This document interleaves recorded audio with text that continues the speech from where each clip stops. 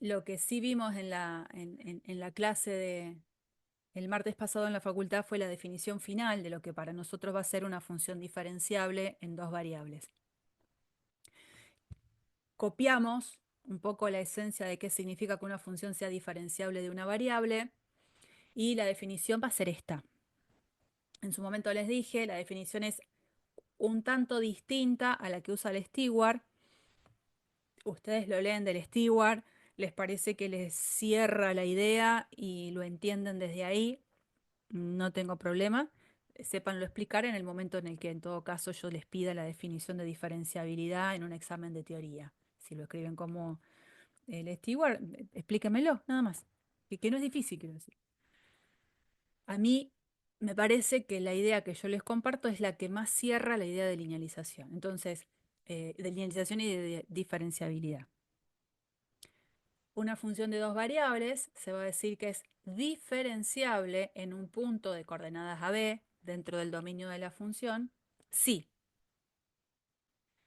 existen las derivadas parciales en el punto y además el límite de esta fracción cuando el par xy tiende al par ab es cero. Este sí es un límite de dos variables. Fíjense que en el numerador lo que encuentro es f de x menos lo que nosotros definimos como L de xy. Y entonces pedir eso es de alguna manera copiar la esencia de lo que significa que una función de una variable sea diferenciable, ¿no? Cuando los pares xy están cada vez más cerca del par AB, que esta fracción se aproxime a cero significa que, aun siendo el denominador una expresión que tiende a cero, el numerador tiende a cero más rápido y acapara en esa división para que la división completa tienda a cero. Eso quiere decir que f de xy y l de xy para pares de xy cercanos al par AB se parecen mucho. O sea, f de xy es muy próximo a, o se puede aproximar con la expresión L de xy. Que como siempre, ¿cuál es la idea de la linealización? Trabajar con una función que tenga una ley mucho más sencilla en cuanto a cantidad de cuentas que la propia función original. Porque es una expresión lineal en dos variables, pero es lineal. No es que va a aparecer la x al cuadrado, no va a aparecer el seno de x, no va a aparecer una función exponencial. ¿Sí? Entonces, esta es la esencia.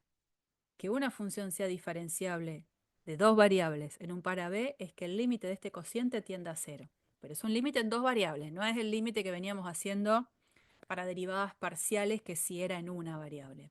Por lo tanto, lo que uno se asegura es esto, de que L de xy realmente es una buena aproximación de la función en las cercanías del punto. ¿Mm? Bien, acá vamos a ver un par de teoremas. Este teorema que vamos a ver ahora no va a ser un teorema que nosotros vayamos a demostrar, sí vamos a intentar demostrar el que sigue. Pero ¿qué dice este teorema que no vamos a demostrar, pero que lo vamos a usar un montón? Dice lo siguiente. Sea f una función de dos variables, o sea, una función que está definida sobre un cierto conjunto contenido en R2 y que va a R, a un conjunto abierto, que admite derivadas parciales de primer orden continua en el punto AB, lo que se va a poder concluir es que la función en ese par AB va a tener que ser diferenciable. O sea, saber que las derivadas parciales de una función no solo existen, sino que son continuas en un punto, eso garantiza que la función en el punto es diferenciable. Entonces, vuelvo un cachito para atrás en cosas que sí habíamos terminado de ver. Cuando vimos este ejemplo, esta función en el origen estaba definida. Las derivadas parciales en el origen estaban definidas. Pudimos armar esta L de xy, pero sin embargo lo que estábamos recordando recién es que no terminaba siendo una buena aproximación a los valores de la función en el origen. Entonces decíamos, ¿qué está pasando acá? Porque las derivadas parciales existen. Sí, pero si voy para atrás un poquito, poquito, poquito, Cuando nosotros definimos la linealización de una función de dos variables, en la definición le pedimos a las derivadas parciales que sean continuas en el punto. De esa manera, ahora conociendo el teorema, me aseguro que al ser las derivadas parciales en el punto continuas, la función va a ser diferenciable. Y si la función es diferenciable en el punto, lo que se vio es que el límite de este cociente va a tender a cero, lo que significa que L de xy es una buena aproximación a los valores de la función en las cercanías del punto. O sea que una manera de poder garantizar la diferenciabilidad de una función es que las derivadas parciales sean continuas en el punto. Pero también tengo que decir una cosa. Puede pasar que en este caso se dé también que siendo diferenciable puede no tener una función en un punto derivadas parciales continuas. Lo que yo digo es que de ser continuas las derivadas parciales, me aseguro que la función es diferenciable. Podría pasar que sea diferenciable en un punto y no necesariamente tener las derivadas parciales continuas en el punto. Entonces, esto hace este teorema, en el caso en el que lo pueda aplicar, hace que yo pueda justificar la diferenciabilidad de una función en un punto sin necesidad de usar la definición de diferenciabilidad.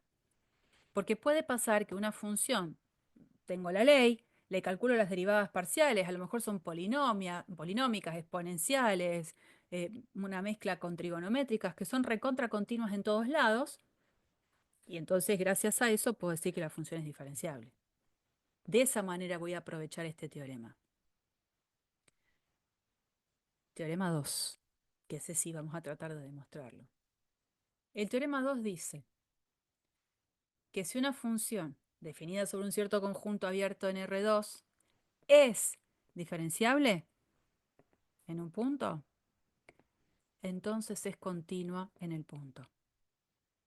Si una función de dos variables en un punto es diferenciable, entonces la función en ese punto es continua.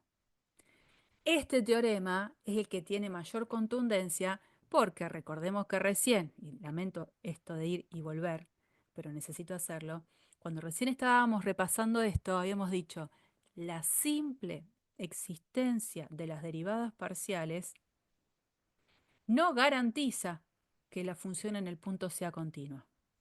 La simple existencia de las derivadas parciales. El teorema, ¿qué es lo que me dice? Que quien sí garantiza la continuidad de la función en el punto es el hecho de saber que la función es diferenciable en el punto. Entonces ahí es donde me doy cuenta que existencia de derivadas parciales no es lo mismo a ser diferenciable. Obviamente, para poder ser diferenciable necesito que las derivadas parciales estén definidas, obvio, ¿no? Si no están definidas o no existen, no voy a andar hablando de diferenciabilidad. Y entonces, y ahora lo voy a demostrar a este teorema, fíjense lo que aparece como en cadena, ligando los dos teoremas. Si f tiene derivadas parciales de primer orden continuas en un punto, entonces f va a ser diferenciable en el punto.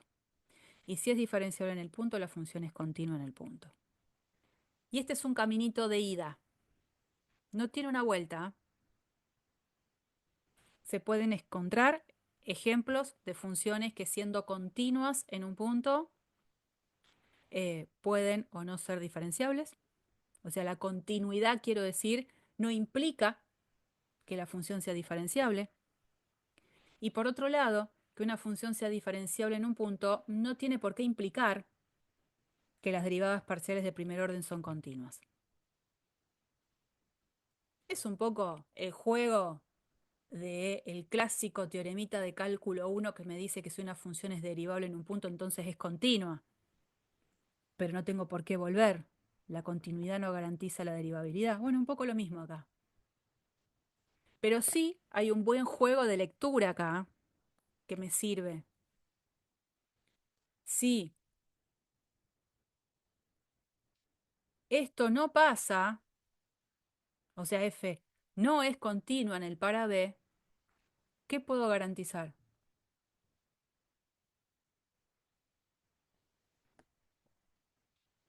Si esto no pasa. ¿Puedo garantizar que no es diferenciable?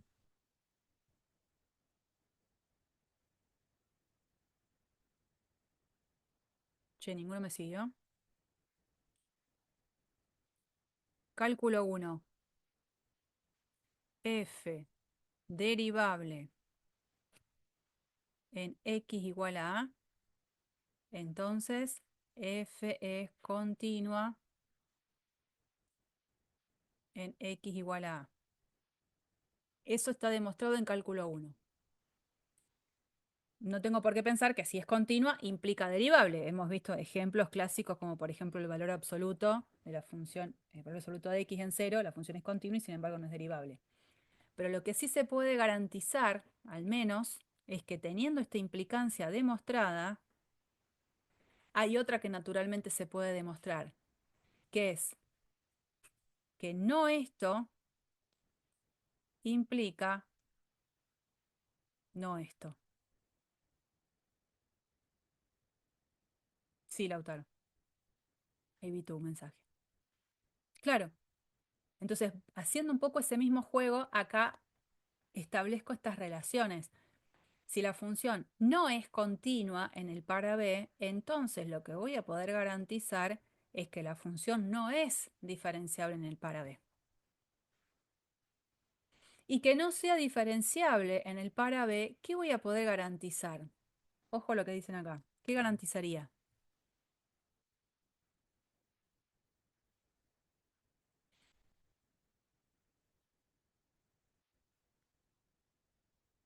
¿Mm? Que no sea diferenciable. Casi, casi, Lau.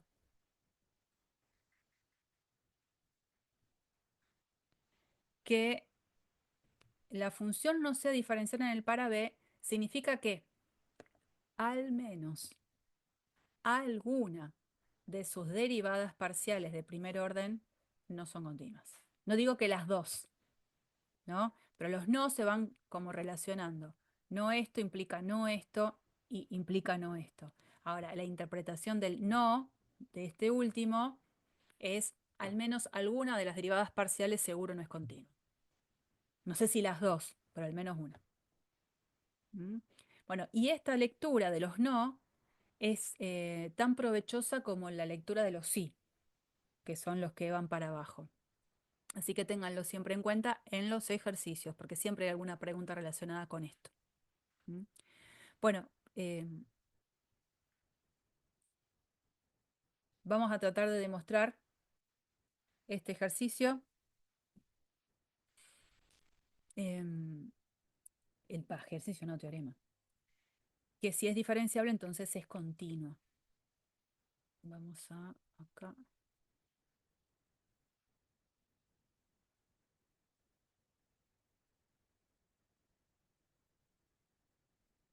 una pizarra.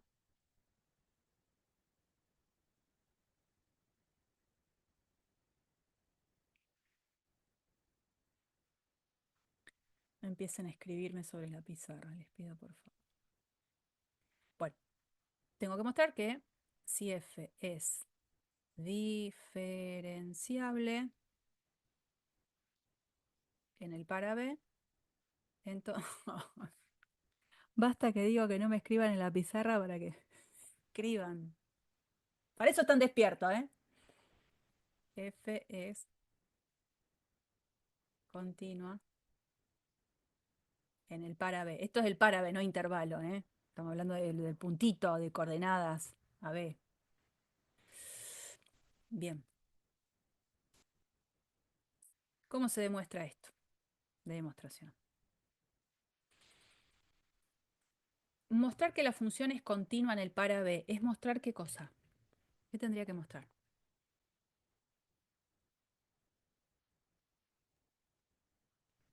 Ay, Lautaro, ¿cómo no te anda el micrófono?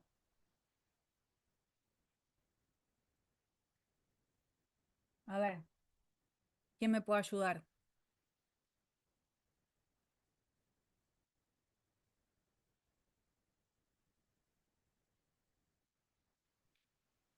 ¿Quién?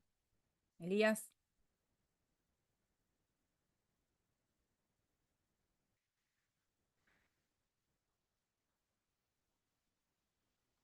que existe el límite cuando X tiende C y que da qué cosa.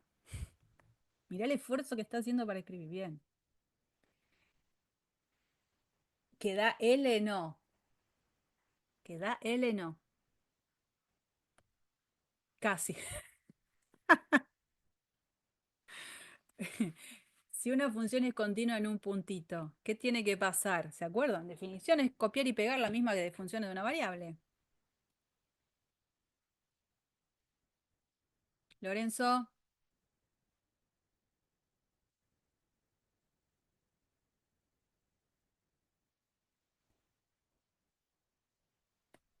vamos.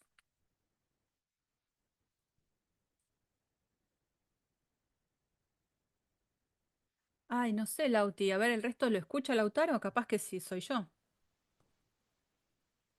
O sea, si yo hablo, ¿me escuchan? Sí, se escucha. Sí, seguro. Ay, no me digan.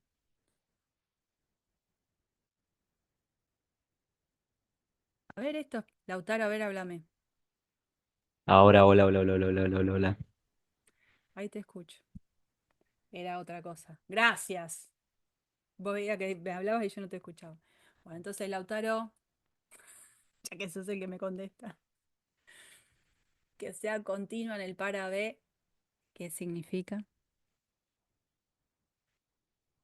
Existe un entorno en el que, o no hace falta irnos a la definición formal. No,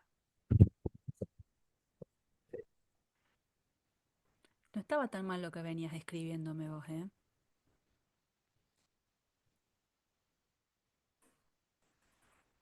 Límite, habías dicho vos, El límite de la función cuando x tiende a b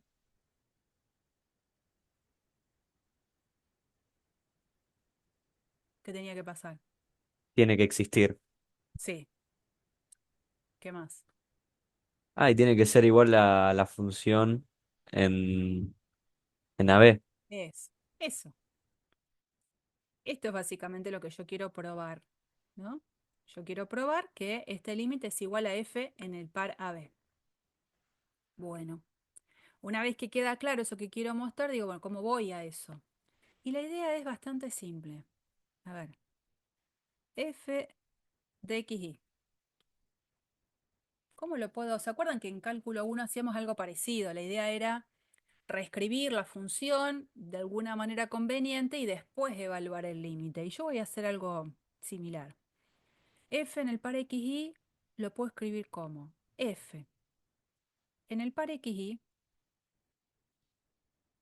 menos L de xy más L de xy.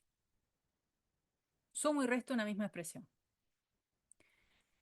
Y además, después voy a hacer esto.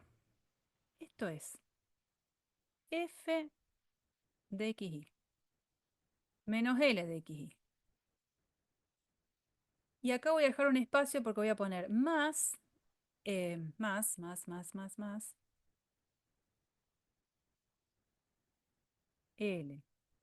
de xy. Y ahora, a esta resta que tengo acá, a propósito, la voy a multiplicar y dividir por una misma cosa. La voy a multiplicar por la raíz de x menos a al cuadrado más y menos b al cuadrado. Y la voy a dividir por lo mismo. La raíz de x menos a al cuadrado más y menos b al cuadrado.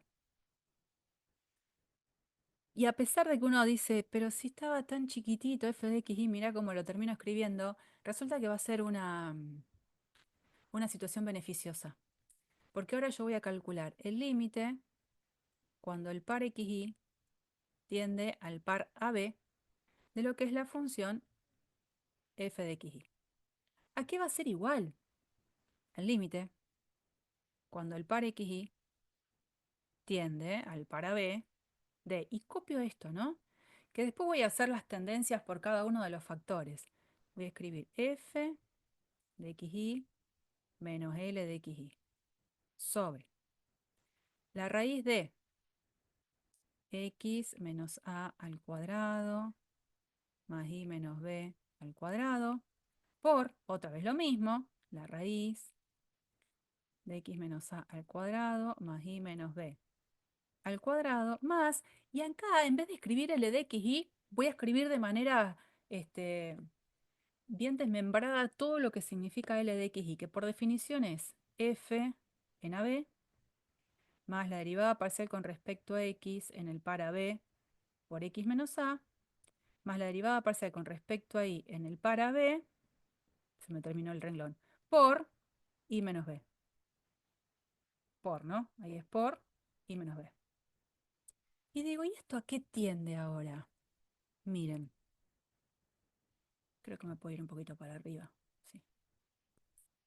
Esto es un gran límite gran de todo esto, ¿no? Todo esto. ¿A qué tiende esto, no? Miren,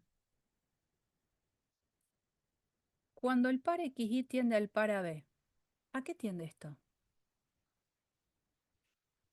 El par XY tiende al par AB, o sea que X tiende A y tiende a B. Tiende a cero. Claro.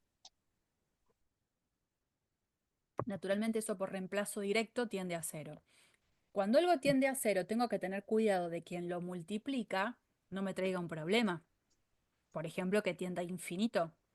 Por ejemplo, que no exista el límite por otra razón. Y entonces acá es donde digo, ¿y esto? Cuando el par XY tiende al par AB, ¿a qué tendría?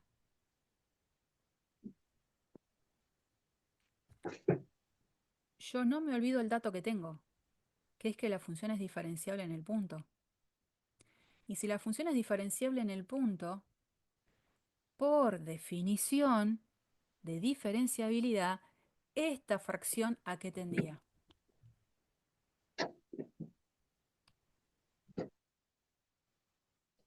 No es la linealización.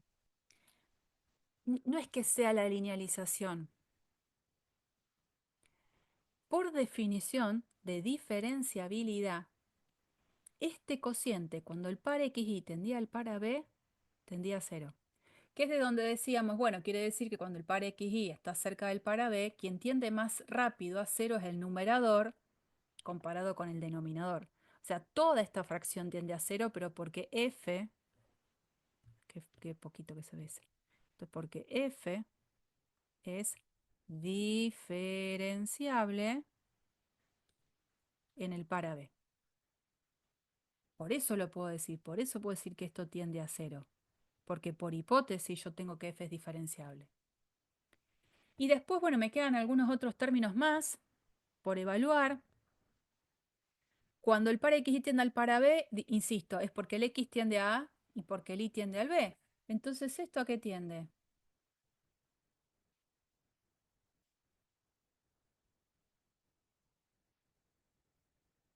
Hago reemplazo de la X por A. Esto tiende a cero. Porque cuando X tiende a A, esto es lo que tiende a cero multiplicado por un número, que es la derivada parcial con respecto a X en el par B. Y por otro lado, el otro término, que es la derivada parcial con respecto a Y en el par B. Por Y menos B, todo eso también tiende a cero. Porque quien tiende a cero es esta expresión, Y menos B, que está multiplicada por un número, que es la derivada parcial con respecto a Y en el par B. Y entonces, después de haber hecho todas esas conclusiones, tengo que el límite, cuando el par XY tiende al par AB de f de XY, ¿a qué es igual?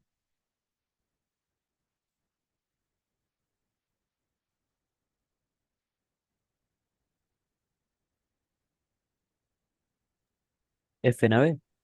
Claro, que es lo único que ha quedado, ¿no?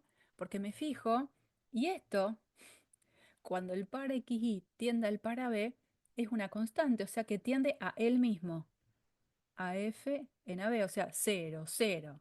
F en AB, 0, 0. Por lo tanto, el resultado es F en AB. Por lo tanto, F es continua en el par AB.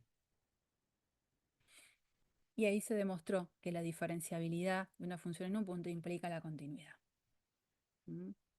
Por las dudas, me lo voy a bajar, así después si quieren se los comparto también. Creo que queda guardado, pero por las dudas. Bien, seguimos.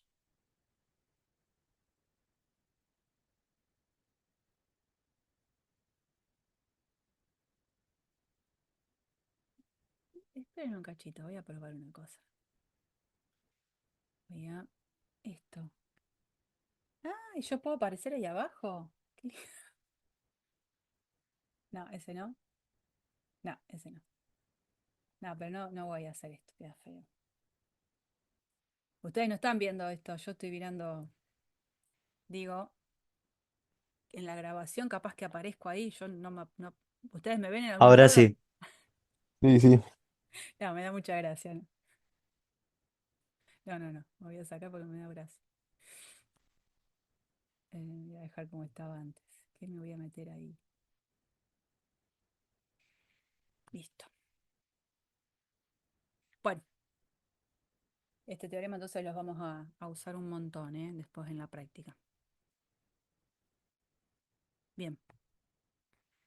¿Qué se viene, qué se viene, qué se viene? Regla de la cadena, porque un poco eso es lo que veíamos, reglas de derivación en cálculo 1 y después apareció la famosa regla de la cadena. Regla de la cadena, que lo que tenemos acá es el recordatorio de qué significaba aplicar regla de la cadena, que era básicamente una regla para poder derivar una composición de funciones. Acá aparece, bueno, si g es derivable en x y f es derivable en g de x, la composición f compuesta con g es derivable y cumple la condición de que al derivarla es la derivada de f evaluada en g por la derivada de g. Lo que comúnmente nosotros decimos, la derivada de la de afuera evaluada en la de adentro por la derivada de la de adentro. Lindo contexto de cálculo 1, que ahora vamos a ver que está modificado para funciones de dos variables. ¿Por qué? Yo ahora voy a tener lo que se llama así como grandes títulos. Regla de la cadena caso 1 y regla de la cadena caso 2. El regla de la cadena caso 1 tiene que ver con pensar en una posible situación de composición.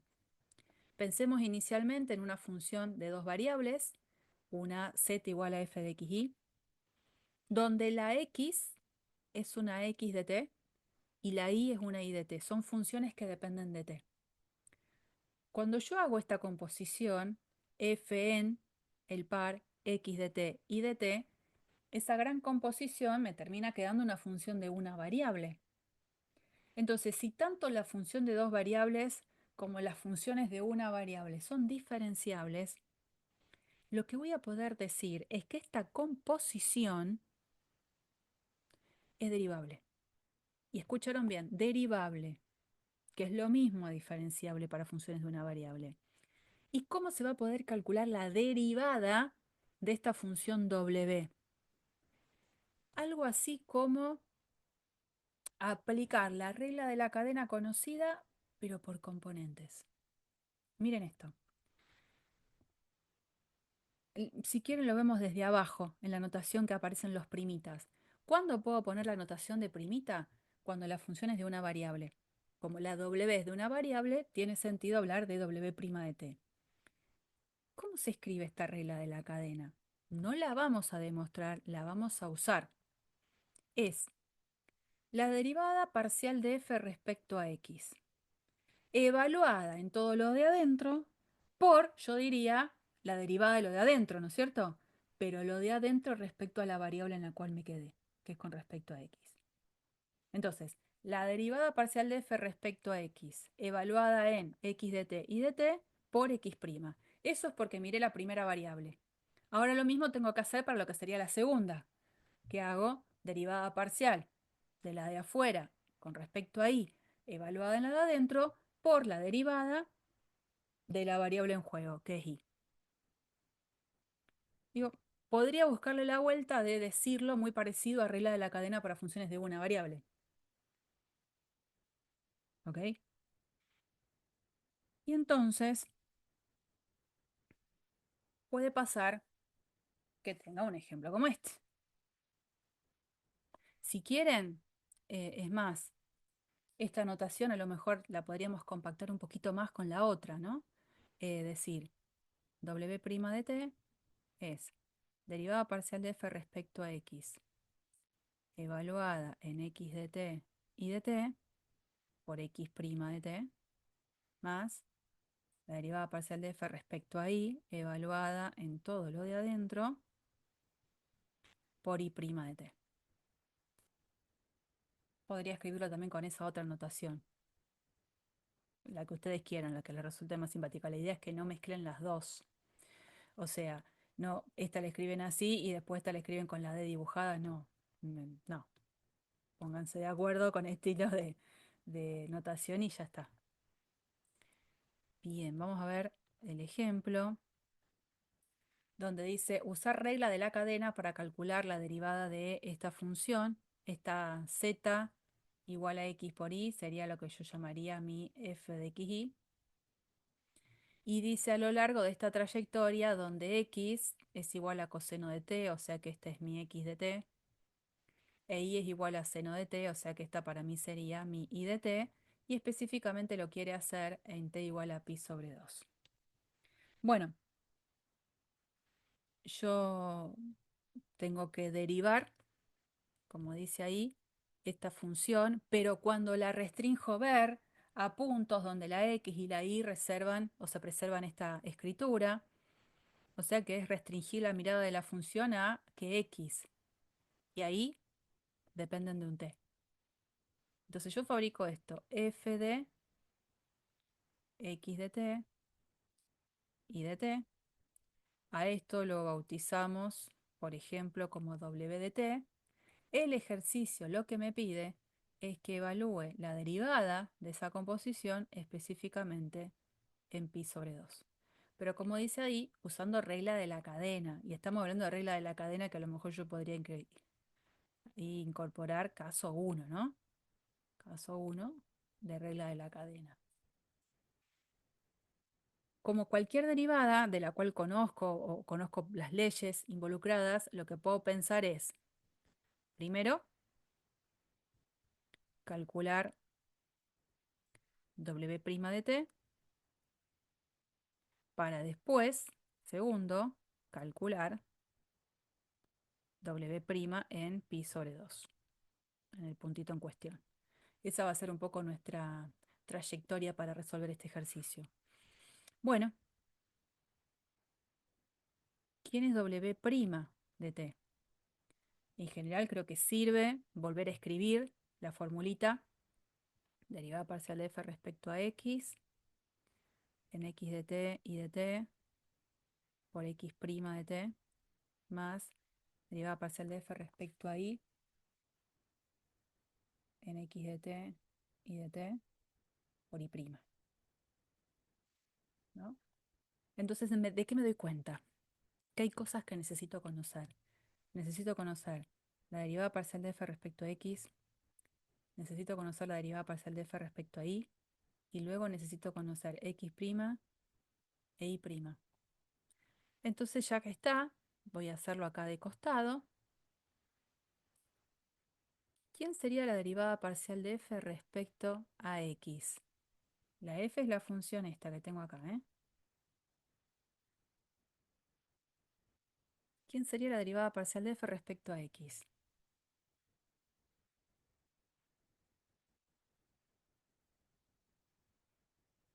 ¿Se acuerdan cómo era eso? Si yo tenía que derivar parcialmente con respecto a x, cada vez que aparecía la y, yo la pensaba como si fuese un numerito. Entonces acá tengo numerito por x. ¿Cómo derivo eso con respecto a x? ¿Qué me queda? Derivada de x por el numerito Sí, más el más cero porque el numerito es una sí, constante, ¿no? sí.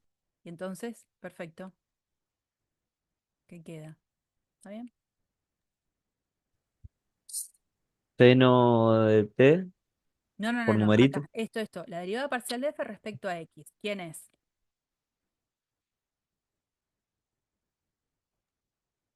Quiero saber la ley de la derivada parcial de f respecto a x. Sería entonces x prima por y más cero. O sea, x prima por y. No está mal, pero ¿cuánto da entonces?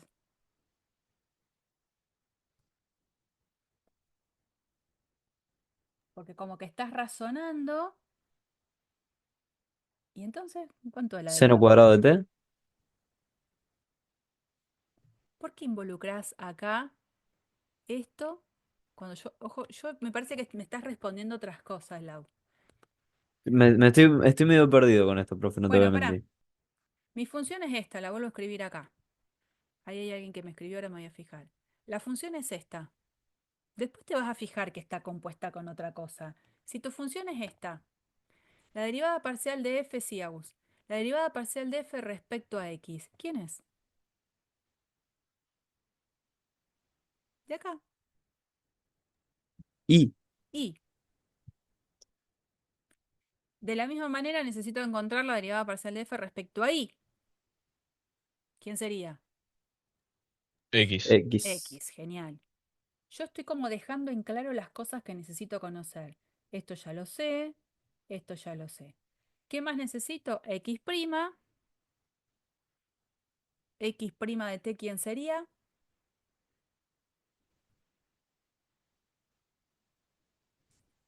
Seno de t. La derivada del coseno El opuesto del seno. menos seno de t.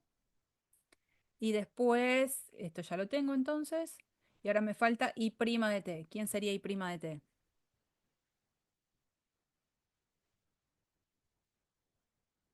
Coseno de t. Dice. Coseno de t. Yo acá ahora ya tengo conocido todo lo que necesito. Ahora lo tengo que plasmar en esta oración. Entonces ahora vuelvo y digo, W' de t es la derivada parcial de f respecto a x. Es esto, perfecto. La ley la tengo, pero dice que la tengo que evaluar no en xy, sino en x de t y de t. Entonces yo no puedo poner y acá, como diciendo es la derivada parcial de f respecto a y, porque esa es su ley, pero la tengo que componer con x de t y de t. Entonces en lugar de y, ¿qué tengo que poner?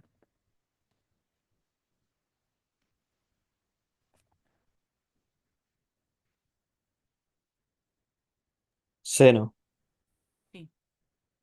¿Se entiende que esto es derivada parcial de f respecto a x en el par xy? Y esto es la derivada parcial con respecto a y en el par xy. No me dice que lo tengo que evaluar en xy, sino que es en x de t y de t. Entonces, cada vez que en la ley de las derivadas parciales aparezca la x, voy a tener que poner coseno de t.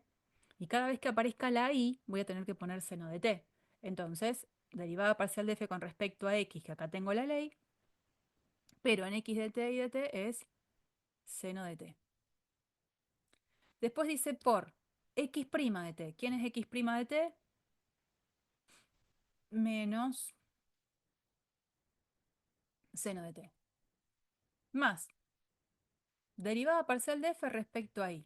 Acá tengo la ley. Pero evaluada en x de t y de t. ¿Qué voy a poner?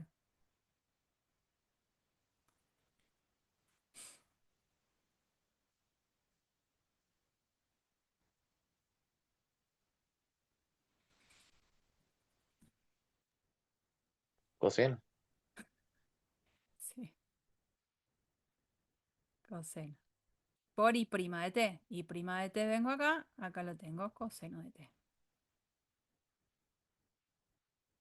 Bueno, ya encontré la ley de W'. W', en definitiva, termina siendo coseno al cuadrado de t menos seno al cuadrado de t. Una vez que encontré la ley, digo, listo, me falta hacer ahora W' en pi sobre 2, que es reemplazar la t por pi sobre 2. El coseno de pi sobre 2 es 0, por lo tanto su cuadrado también. Seno de pi sobre 2 es 1, al cuadrado es 1, con el menos de adelante, menos 1. Y ahí se termina. Y ahí lo hicimos aplicando, como decía el ejercicio, la regla de la cadena, que estuvimos viendo recién en la presentación. Podría haberlo hecho a este ejercicio sin necesidad de hacer regla de la cadena. O sea, como si fuese un ejercicio de cálculo 1. Podría haberlo hecho así. O sea, ¿cuál sería esa forma alternativa en la que podría haber hecho el ejercicio sin usar este caso 1 de regla de la cadena?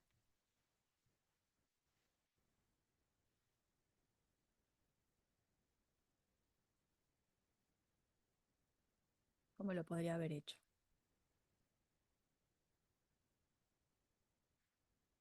Fíjense lo que yo necesitaba hacer, ¿no? Y estoy parada en esta situación. Si derivábamos miembro, No, no, no por eso. La W de t es esta, que es esta composición. Calculamos W' de t usando regla de la cadena caso 1 y después, bueno, la evaluamos en el punto de interés. ¿Cuál hubiese sido también otra forma de hacer lo mismo? Fácil, ¿eh? También.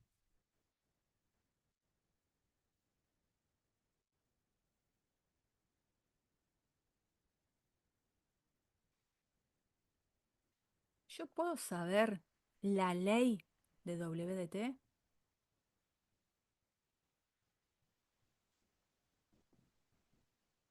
¿Quién sería la ley de W de t? no sería X por Y. X por Y es F. La W es F de X de t y de t.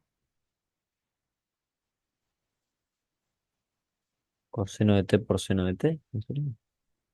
Así es. O seno, no sé qué salió ahí como primita, no tiene nada que ver. Es X por Y, pero no es X por Y, porque es la X y la Y también dependiendo de t. Entonces, cuando aparezca X, tengo que poner coseno de t por Y. Pero ¿quién es Y? Seno de t. Entonces, podría haber hecho esto primero. Encontraba la ley de W de t y a esa la derivaba con lo que yo conozco de cálculo 1, si total es una función de una variable. Entonces, W' de t surge de hacer la derivada de un producto. La derivada del primero, la derivada del coseno es menos seno por el segundo sin derivar, más el primero sin derivar por la derivada del segundo. Fíjense, menos seno al cuadrado de t más coseno al cuadrado de t.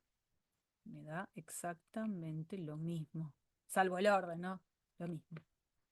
Y después calculaba W' en pi sobre 2, haciendo la cuentita, y me daba el menos 1 también igual. Pero eso que hice entonces en el recuadro rosa es pensando solamente en cálculo 1, porque primero lo que encontré fue la ley de la W de t. O sea que podría haber esquivado a hacer regla de la cadena caso 1 en este ejercicio. Pero esto se da porque hay algo particular que plantea el ejercicio. Yo conozco la ley de la f de xy y específicamente la ley del coseno de x de t y de y de t. Cuando conozco todo, podría usar este artilugio para meterme en cálculo 1 y no en cálculo 2. ¿Para qué va a pasar? En la mayoría de los ejercicios eso no se va a poder hacer. Siempre va a pasar que hay alguna función en juego que no voy a conocer. Entonces me obliga a poder calcular la derivada a partir de aplicar como corresponde caso 1 de regla de la cadena.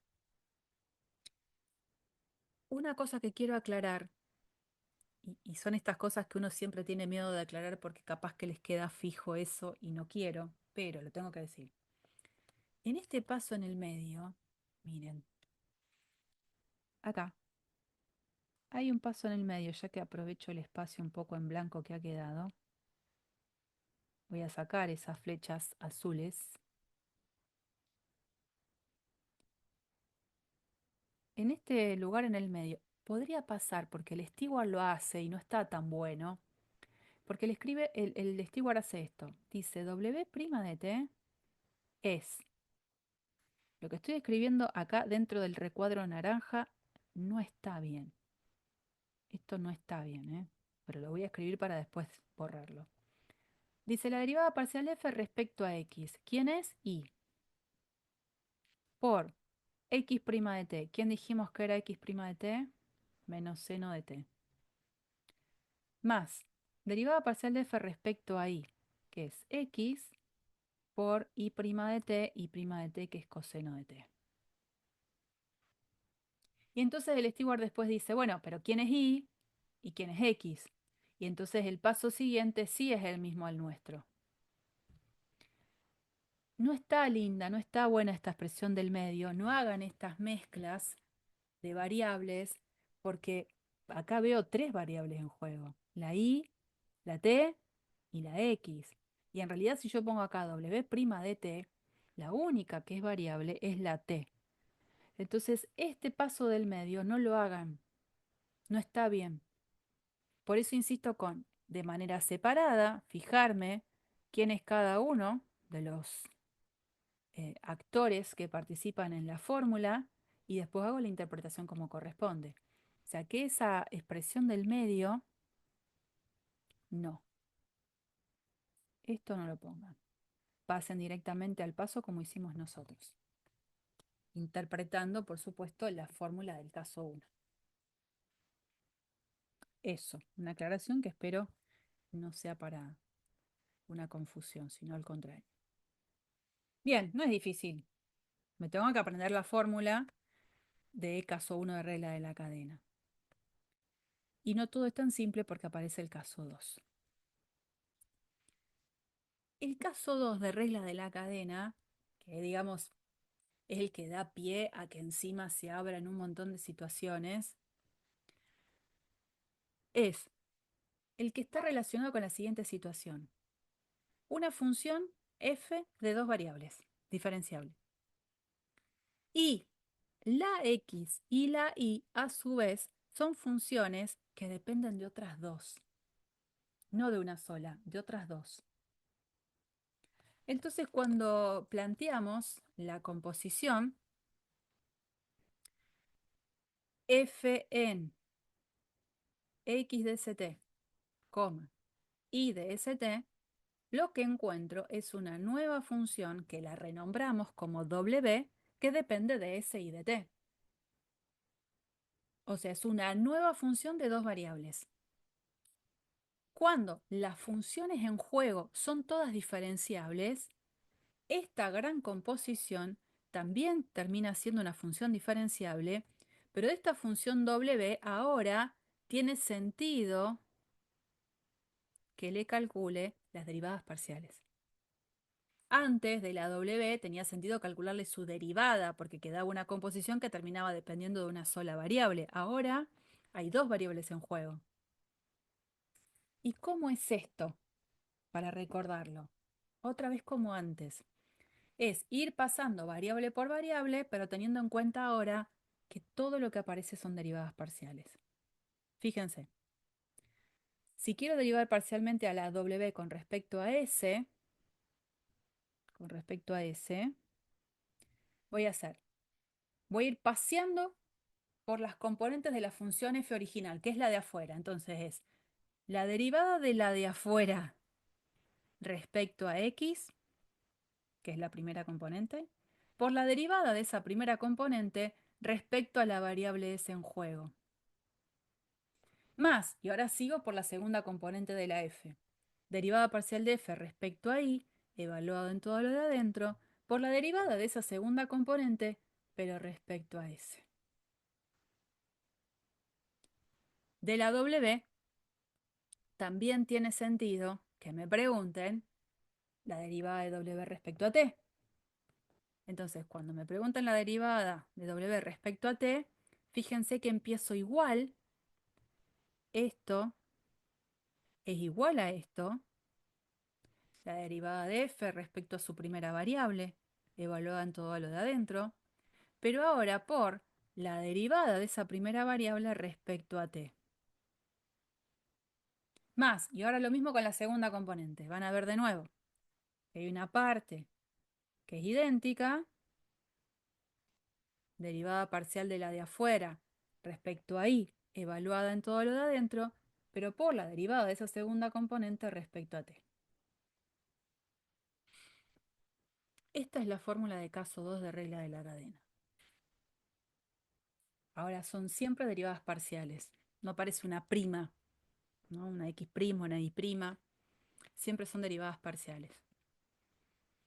Y como se puede entender que acordarse de esta fórmula puede ser un poco nocivo para la salud, aparece una forma de poder recordarla a partir de lo que se llama el diagrama de árbol. Miren, si sirve, lo usan. Si no sirve, lo descartan. Tan simple como eso. Cuando uno tiene... Esperen que estoy compartiendo la...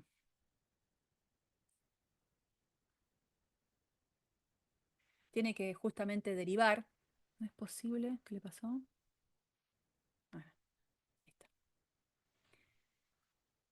Yo tengo una función f de dos variables.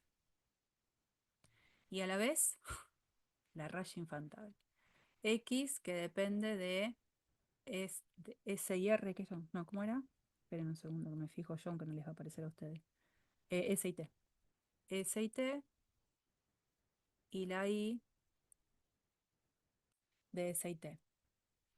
Al componer F en X de ST y de ST es donde aparece esta función que se llamó W de S y T. Bueno, miren, voy a hacer un diagrama de árbol que va a ser así. El nombre de la función de afuera. La dependencia de las variables lo marco a partir de estas flechitas, dando a entender en este diagrama que la f depende de dos variables que se llaman la x y la y. A la vez, la x y la y dependen de otras dos variables que se llaman s y t. Entonces por eso pongo estas flechitas, s y t. Este gran diseño,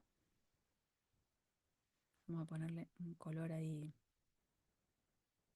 este diseño es lo que yo voy a llamar W de ST. Esta gran composición me genera W de ST. Para encontrar la derivada parcial de W respecto a S, voy a usar esa otra notación que es más rápida, en un ST, es ir trasladándome sobre este árbol por diferentes ramas. Voy a venir por acá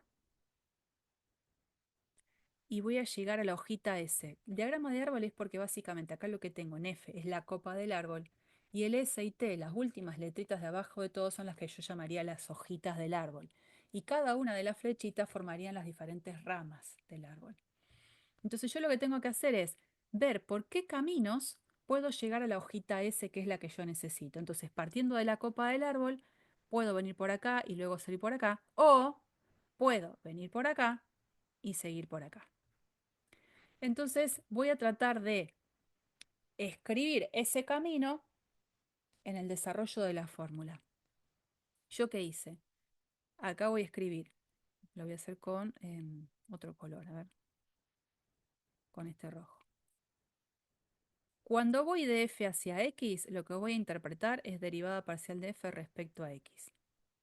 Cuando voy desde x hasta y, en esta flechita yo voy a poner la derivada parcial de x respecto a s. En esta flechita voy a interpretar la derivada parcial de f respecto a y. En esta otra flechita, la derivada parcial de y respecto de s. Entonces acá, ¿cómo sigue la fórmula? Empiezo desde la copa del árbol. Es la derivada parcial de f respecto a x, evaluada en todo lo de adentro, siempre es evaluada en todo lo de adentro, siguiendo la regla de lo que es regla de la cadena, por, como sigo sobre esta misma rama y continúo sobre la otra flecha en la fórmula, lo tengo que interpretar como un producto, por, y acá la derivada de x respecto a s, evaluada en st. Como ya llegué, digamos, por esta rama a esta hojita S, que es la primera que necesitaba, ¿no? Tenía S y llegué a S. Ahora quiero llegar a esta otra S. Obviamente tengo que usar otro recorrido. Después, como paso a otra rama, en la fórmula yo lo voy a interpretar como un más. Ahora puedo venir por acá y voy a interpretar derivada parcial de f respecto a y, evaluada en todo lo de adentro, o sea, voy a poner exactamente lo mismo que puse acá en este lugar, no tengo mucho espacio, por eso a propósito lo pongo así. Vengo por acá y después porque sigo sobre la misma rama, la derivada parcial de y respecto a s en st. Entonces, cuando estoy sobre una misma rama, cada flechita la uno con la otra a partir de una multiplicación. Y cuando paso a comenzar otra rama, en la fórmula lo interpreto como una suma. Entonces ahora, siguiendo un poco la misma lógica, voy a querer calcular la derivada parcial de w respecto a t en el par st. Tengo que llegar a una nueva hojita. Esta vez le vamos a poner color violeta. No, violeta no, ya lo sé. Azul. Tengo que venir a esta hojita. Para venir a esta hojita, en el diseño del árbol, tengo que llegar acá y tengo que llegar acá. ¿Y cómo puedo llegar? Bueno, puedo venir por acá y continuar. Ahora lo voy a hacer con otro marcador, con este naranja. Vengo por acá y continúo por acá. O empiezo por acá y continúo por acá. Ese es el camino que ahora yo tengo que describir en la fórmula, interpretando que cuando voy sobre una misma rama hay una multiplicación, cuando me paso a otra rama aparece una suma. Entonces vengo. Derivada parcial de f respecto a x. Derivada parcial de f respecto a x, evaluado en todo lo de adentro, lo que ya escribí ahí arriba. Como viene por acá ahora, por la derivada parcial de x respecto a t, evaluado en lo de adentro. Ahora me paso a otra rama, más. Derivada parcial de f respecto a y, evaluado en todo lo de adentro, por, y sigo el camino desde y hasta t. Derivada parcial de y respecto a t, evaluado en todo lo de adentro. Si sirve el diagrama de árbol, lo uso. Si no sirve, no lo uso. O sea, en este diagrama de árbol a lo mejor todavía me quedaba por completar que cuando fui por esta rama, acá apareció x respecto a t, y en esta rama y respecto a t. Hagamos una prueba con un caso un poquito más feo. ¿Qué pasa si tengo? Porque este es el que se puede expandir. Supongamos que tengo, déjenme ser un poquito mala, f de x y z, una función de tres variables. Y tengo x, que es una x de r, no sé si se nota mucho que eso fue r, de r, st. La y es una y de r, st. Y la z también es una z de r, st. Cuando hago la composición, f en x de r, st, coma, y de r, st, coma, z de r, st, esto me termina devolviendo una gran función a la que la voy a bautizar w, que depende de r, de s y de t. En esa función de tres variables puede tener sentido que me pregunten las derivadas parciales de la W, con respecto a R, con respecto a S, con respecto a T. A nivel de ley, si yo tuviese la ley en contar las derivadas parciales, se sigue la misma lógica de siempre. Cuando quiero derivar parcialmente con respecto a una variable, a las otras las considero como constante. Siempre es así. Entonces, por ejemplo, se me puede ocurrir pedir esto. La derivada de W, pero con respecto a S. Obviamente en R, S, T. Para encontrar esa expresión es donde digo que el diagrama de árbol puede ser un amigo, un aliado. ¿Qué es el diagrama de árbol? Bueno, esta es una composición donde la función de afuera es la f. Entonces empiezo, la copa del árbol es f. ¿La f de qué variables depende? De x, de y de z. Pero ahora cada una de estas a la vez depende de r, de s y de t. Entonces la x depende de r, de s, de t. La y depende de r, de s, de t. Y la z depende de r, no sé, una coma, no sé qué puse, de s y de t. Esta gran composición, todo esto, que origina a W. Bueno, como yo quiero encontrar la derivada de W respecto a S, sé muy bien que tengo desde la copa de árbol que seguir las diferentes ramas hasta llegar a la variable que me interesa, que es la S. Entonces, ¿qué hago? Tengo que venir por acá y luego continuar por acá. O puedo venir por acá para luego continuar por acá. O puedo venir por acá y luego continuar por acá. Y de esa manera llego a las tres eh, hojitas S. Una vez que hice ese diseño, ahora eso lo tengo que representar en la fórmula. ¿Cómo les parece que esto va a surgir? Quiero escribir esto.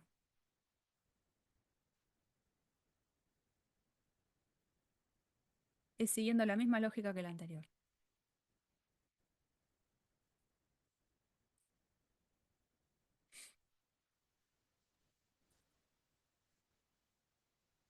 Puedes subir un poco, profe, desde el Sí, sí, anterior porque también. eso estaba pensando que no lo van a ver. Acá era partiendo del árbol, de la copa del árbol, tenía que hacer la interpretación de la flecha como la derivada parcial de lo que tengo arriba respecto a lo que apunta la flecha. Mientras estoy sobre una misma rama, es un producto de expresiones. Cuando me paso a otra rama, una suma. Entonces acá,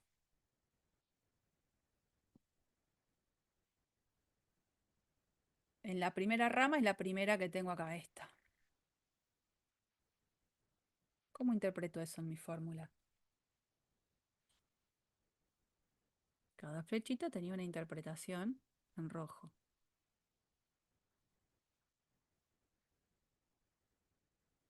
Primero me tengo que ir a la rama de la X, ¿no? Sí, así es. Así es. Esta flechita.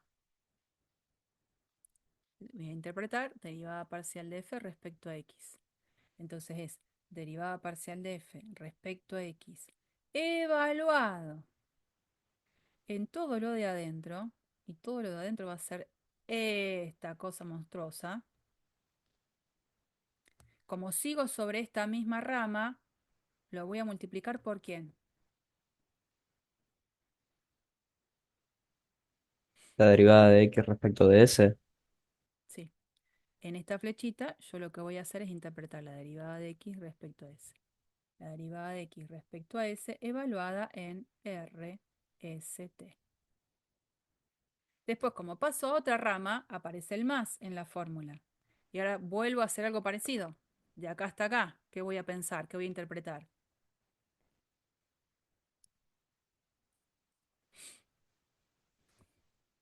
derivada parcial de f respecto de y, evaluada evaluada en todo eso, todo eso por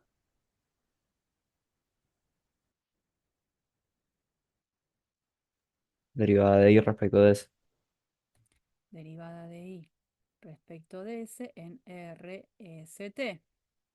Después, ¿qué sigue? Esta es la derivada de f respecto a y. Después, ¿qué sigue?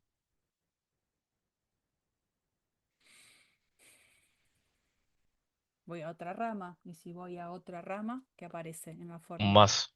Más. Y ahora hago toda la interpretación sobre la otra rama. Venir por acá e interpretar la derivada parcial de f respecto a z, evaluada en todo lo de adentro.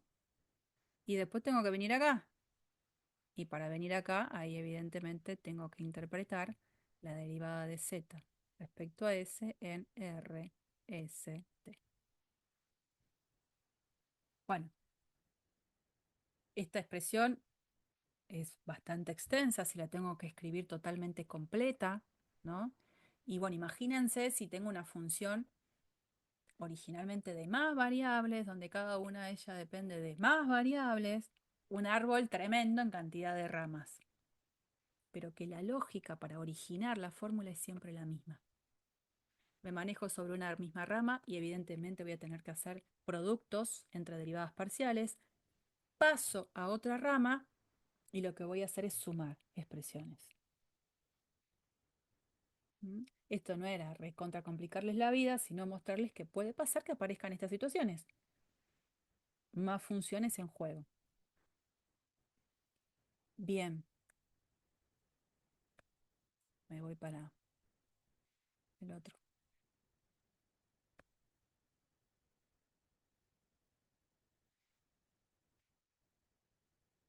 Ese es el caso 2.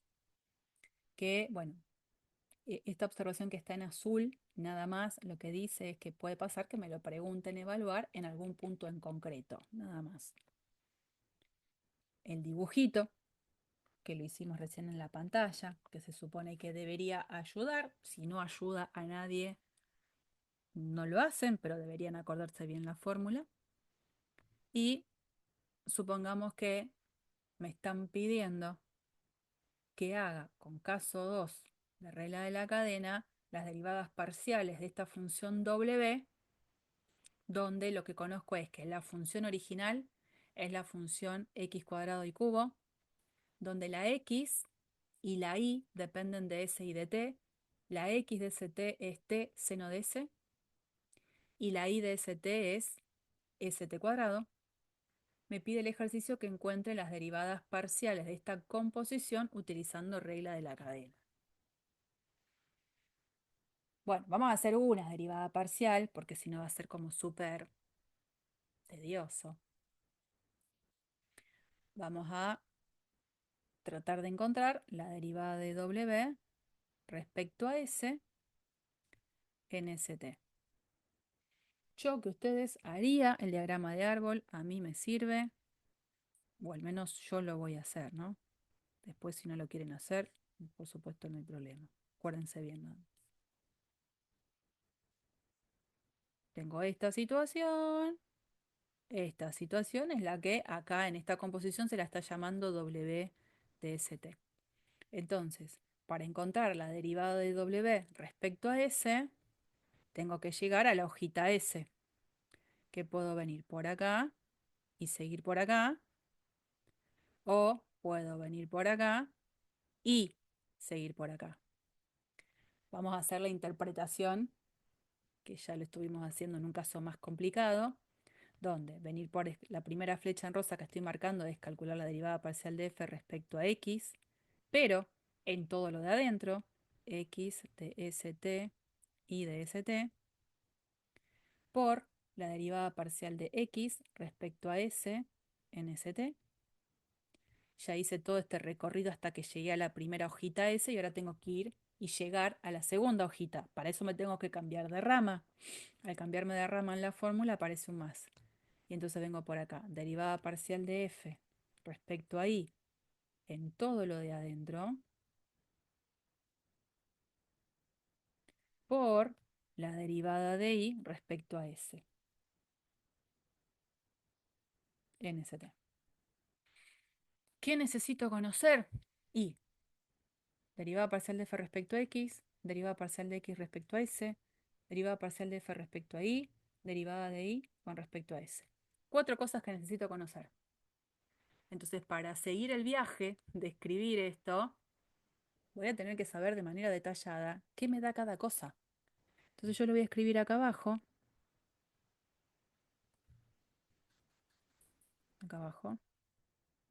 y después lo vamos a usar para completar arriba, ¿no? Derivada parcial de f respecto a x. ¿Quién es? Acá está la f, ¿eh?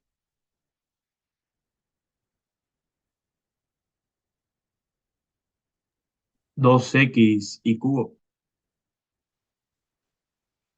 Sí. ¿Qué necesito conocer también? La derivada parcial de x respecto a s.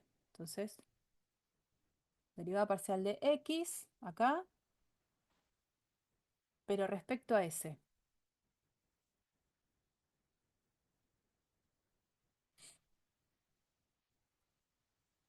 T por coseno de S.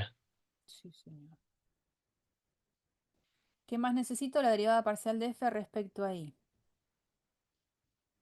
Vengo acá. ¿Qué me queda?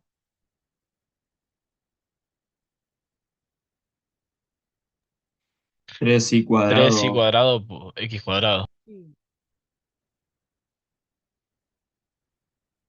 Y necesito también la derivada parcial de y respecto a s. T cuadrado. Una vez que conozco eso de manera detallada, voy a ir a la expresión que tengo arriba y a reemplazarlo como corresponde. Porque no pueden estar en juego todas las variables, la x, la y, la s y la t. No. La variable que tiene que aparecer, las variables que tienen que aparecer son la s y la t. Entonces, vamos con este término primero, este de acá. Derivada parcial de f respecto a x,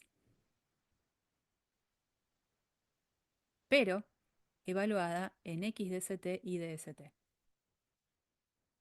¿Qué escribo?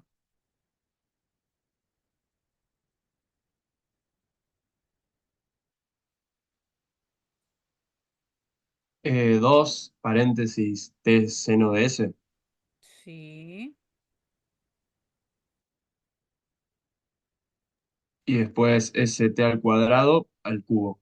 O sea, eso entre paréntesis al cubo. Claro, porque y es st cuadrado, que es lo que es y, pero todo esto al cubo. Bien. Después, ¿qué sigue?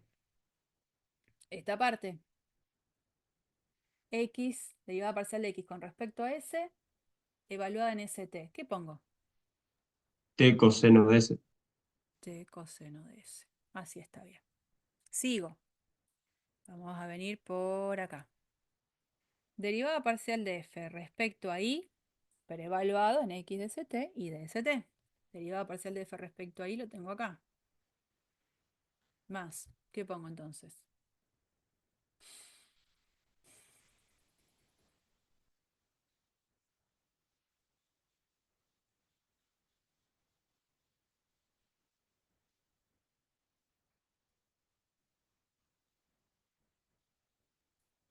3 t seno de s al cuadrado.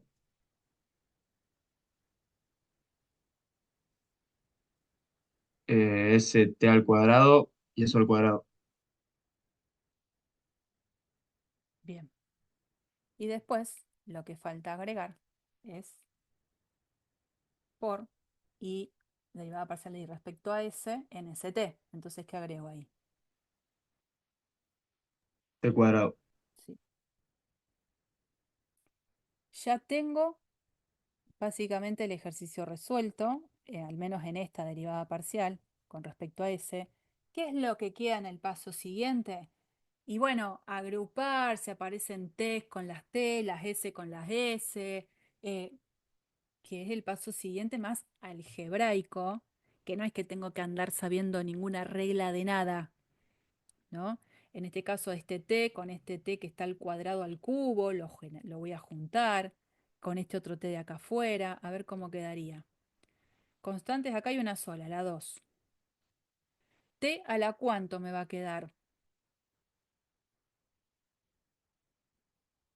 Aparece este t cuadrado que está involucrado con un cubo y este otro t. La 8 no te queda. Sí, ¿no? ¿El s a la cuánto?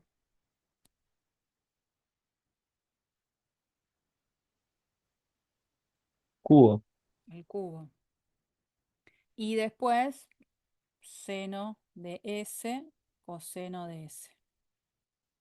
Más. ¿Qué tengo acá? El único es el 3 como numerito, con t. ¿Cuántas t tengo?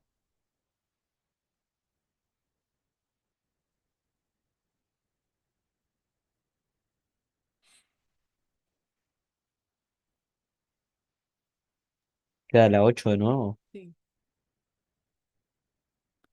S, ¿cuántas tengo? S a la cuánto.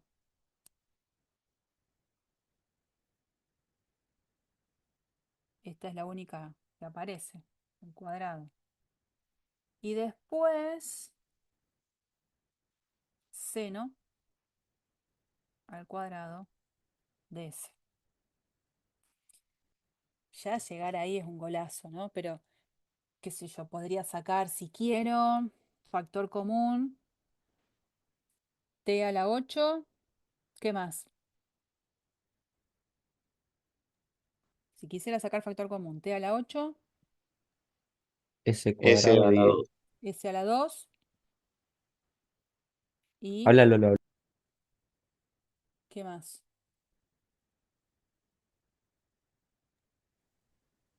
Seno de S. Sí. Si quiero puedo sacar eso factor común, pero tampoco es que, wow, lo que encontré, quedó eso, ¿no? Yo diría, total, lo dejamos ahí.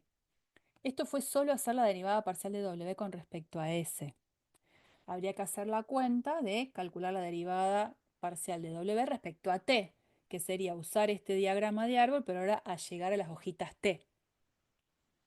Más o menos creo que se fue entendiendo la idea con los cuidados que hay que tener en el medio. Eh, Estos ejemplos son muy eh, sencillos, pero porque acá todas las funciones en juego se conocen. La ley de la gran función f, las leyes de la x y de la y dependiendo de s y de t. En los ejercicios, en general, va a pasar que hay funciones que no las van a conocer y van a tener que apelar a los datos que da el ejercicio para poder calcular las derivadas parciales de esa composición que se genera en algún par en concreto, ¿no? Hay cosas que me van a obligar sí o sí, a aplicar regla de la cadena caso 2. Porque todavía estaría en este ejemplo en una situación en la que podría esquivar el caso 2 de regla de la cadena y averiguar, ¿no?, la ley de W de S de T haciendo primero esta composición y una vez que encuentro la ley de W de ST, le calculo las derivadas parciales de la manera tradicional con la que se calculan derivadas parciales. Pero bueno, esto es algo que se podría hacer porque todas las funciones en juego las conozco, la f, la x y la y. Si quieren, pueden probar de calcular primero la ley y con la ley encontrar la derivada parcial con respecto a ese y ver que les da lo mismo que nos dio a nosotros acá. Tiene que dar lo mismo. Y bueno, para terminar, lo que van a ver en esto sería la versión general de la aplicación de caso 2 de regla de la cadena, que hicimos algo medio general cuando hicimos una función de 3 variables que cada variable a la vez depende de otras 3. Pero, no sé, podría pasar que inicialmente la función original dependa de 3 y que cada una de ellas dependa de otras 2. Un diagramita de árbol un poquito más pequeñito. Entonces la gran composición termina dependiendo de solamente 2 variables. Bueno, o al revés, que la función original, por ejemplo, dependa de dos variables y que cada una de ellas dependa de otras tres. SRT, SRT. Esta gran composición va a ser una función que la puedo bautizar W, que depende de S, de R y de T. Bueno, estas situaciones en cuanto a que pueden ser diversas la cantidad de variables en juego de cada una, hace que yo pueda usar regla de la cadena en su versión general, usando el diagrama de árbol y escribiendo como corresponde cada una de esas derivadas parciales. ¿Mm? El diagrama de árbol yo creo, insisto, que ayuda a recordar la fórmula. ¿Está bien? No hay ninguna demostración que hagamos de esto, pero sí la utilización correcta al momento de tener que derivar estas composiciones que se generan. ¿Mm? Bien.